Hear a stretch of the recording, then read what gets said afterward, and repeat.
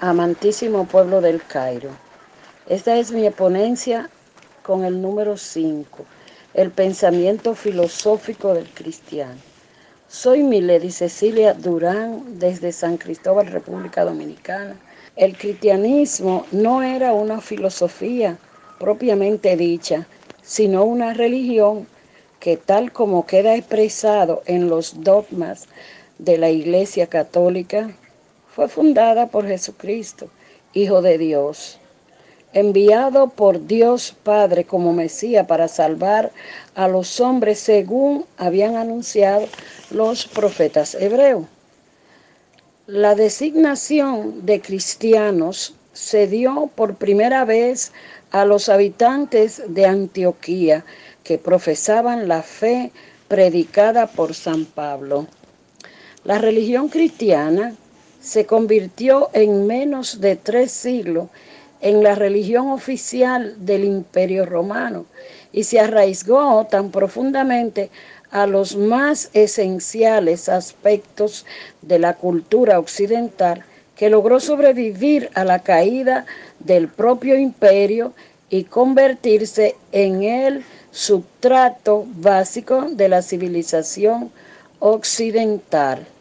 Los pensadores que aportaron los elementos decisivos para permitir que el cristianismo se configurara como religión oficial del Estado fueron los apológetas, así llamados porque en sus escritos se dedicaron a hacer la apología del cristianismo. La esencia definitoria del cristianismo como religión es un monoteísmo trascendental. La creencia es la existencia de un solo Dios, que es algo completamente distinto del hombre y del mundo, algo que lo trasciende a ambos. Esta concepción monoteísta, cuya proyección actual es casi universal entre todos los creyentes, fue en un principio elaborada exclusivamente por la civilización israelita, que la consideraba verdad exclusiva y revelada directamente por Dios. En la historia sagrada del pueblo judío se encuentra el núcleo básico de la gestación del cristianismo.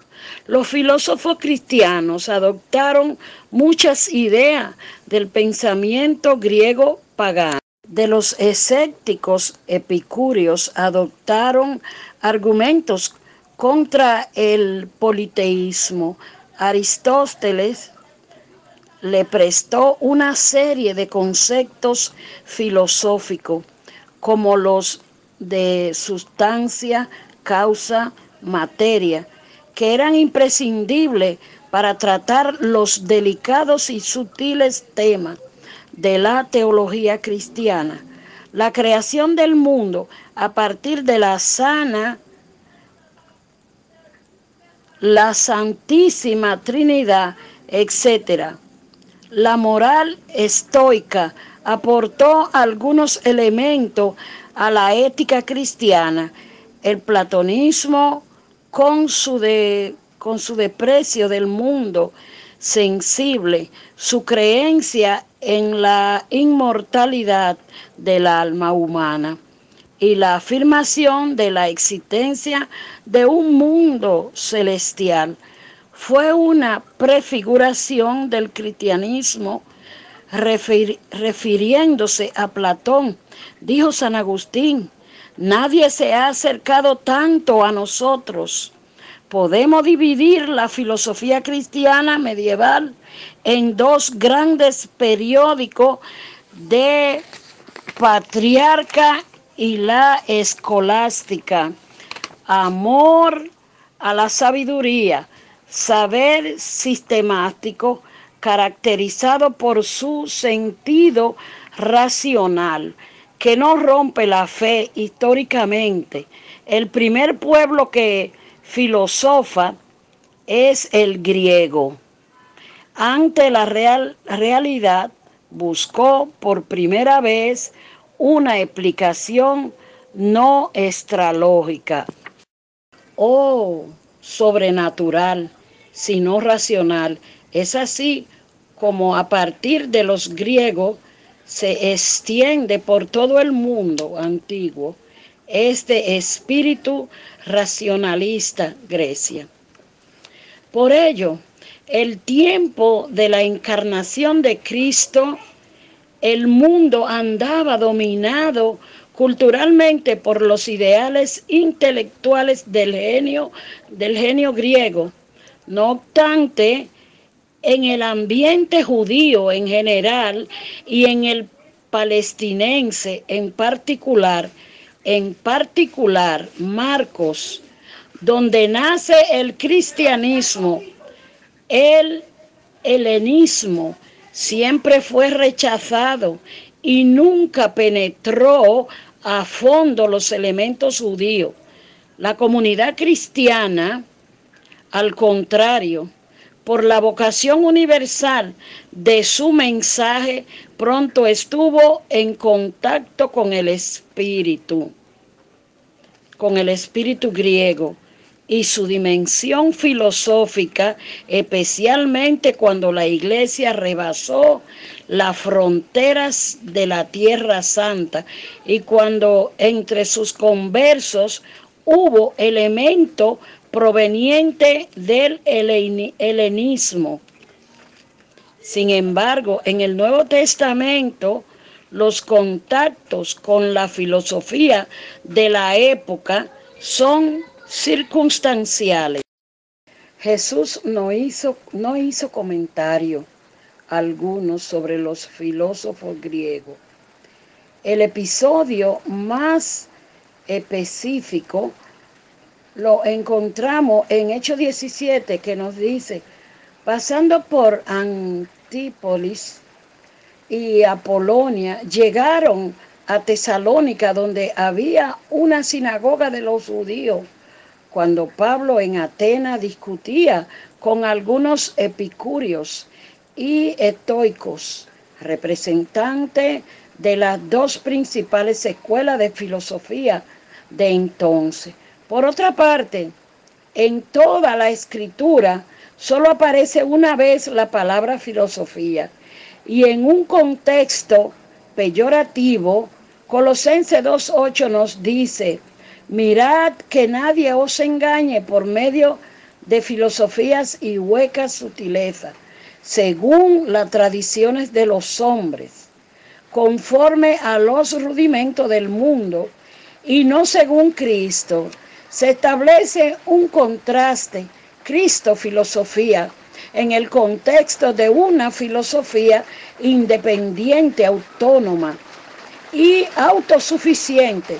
Frente a Cristo, toda filosofía es vana. Frente a la revelación, el razonamiento humano es falaz. Primera de Corintios 1:17 al 31 nos dice: pues no me envió Cristo a bautizar, sino a predicar el evangelio, no con sabiduría de palabra, para que no se haga vana la cruz de Cristo. Cristo, poder y sabiduría de Dios, porque la palabra de la cruz es locura a los que se pierden, pero a los que se salvan, esto es a nosotros, es poder de Dios, pues está escrito: destruiré la sabiduría de los sabios y desecharé el entendimiento de los entendidos. ¿Dónde está el sabio? ¿Dónde está el escriba? ¿Dónde está el disputador de este siglo? ¿No ha enloquecido Dios la sabiduría del mundo? Pues ya que es la sabiduría de Dios el mundo, no conoció a Dios mediante la sabiduría. Agradó a Dios salvar a los creyentes por la locura de la predicación, porque los judíos piden señales y los griegos buscan sabiduría. Pero nosotros predicamos a Cristo crucificado. Para los judíos ciertamente tropezadero y para los gentiles locura.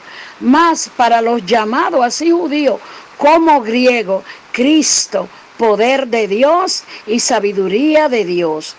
Porque lo insensato de Dios es más sabio que los hombres, y lo débil de Dios es más fuerte que los hombres. Pues mirad, hermano, vuestra vocación, que no soy mucho sabio según la carne, ni mucho poderoso, ni mucho noble, sino que lo necio del mundo escogió Dios para avergonzar a los sabios, y lo débil del mundo escogió Dios para avergonzar a los fuertes. Y lo vil del mundo y lo menospreciado escogió Dios, y lo que no es, para deshacer lo que es, a fin de que nadie se jacte en su presencia.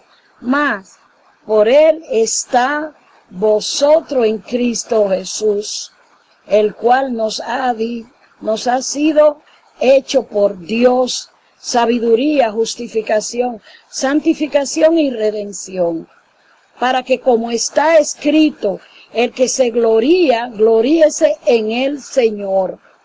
Hay pues un desafío a la razón. Dios ha logrado por la cruz de Cristo la salvación que el hombre no puede alcanzar intelectualmente. Primera de Corintios 2:14. Pero el hombre natural no percibe las cosas que son del Espíritu de Dios, porque para él son locura y no las puede entender, porque se han de discernir espiritualmente, y ante esta cruz toda la sabiduría humana es necedad. Esto no implica que Dios destruya la razón. La salvación abarca el hombre total, sin incluir su razón. Significa que la fe no está ligada a las dotes intelectuales, como si lo está la filosofía. De ahí lo poco que sirve el intelecto para llegar a Dios. Es Dios quien pone la fe en lo más profundo del hombre. Efesios 2:9. No por obra, para que nadie se gloríe. Conviene asimismo descartar la notable diferencia entre el pensamiento filosófico griego y el pensamiento bíblico hebreo. Este último se obtiene de toda especulación y no se liga a un sistema, no se presenta con el carácter de una filosofía, sino como una revelación. No hay nada que se parezca a una filosofía. Israel ni siquiera tuvo idea de ello. La palabra de Cristo, revelación por excelencia del Padre. Juan 1:18. A Dios nadie le vio jamás. El unigénito Hijo que está en el seno del Padre, Él le ha dado a conocer. Es la palabra de verdad que trasciende toda filosofía humana. En ninguna parte del hombre encuentra tanta verdad como en Jesucristo. Juan 14:6 y Colosenses 3:3 nos dice, Jesús le dijo, yo soy el camino y la verdad y la vida. Nadie viene al Padre sino por mí, porque habéis muerto y vuestra vida está escondida en Cristo, en Dios, el centro de nuestra fe. No es pues ley, ni una doctrina o una filosofía, sino Cristo. El Evangelio no es algo que el hombre imaginó, sino algo que Dios ha hecho para el hombre. Por ello, el llamado fundamento del Nuevo Testamento es la fe al servicio en amor. es el conjunto de dogma elaborado por los padres de la Iglesia y los concilios. El gnosticismo fue una función de elementos escriturísticos y cristianos griegos y orientales, pitagorismo, platonismo, judaísmo y teosofía exotérica. Entremezclaban, trataron los mismos temas que la ortodoxia cristiana, pero cayeron en la herejía.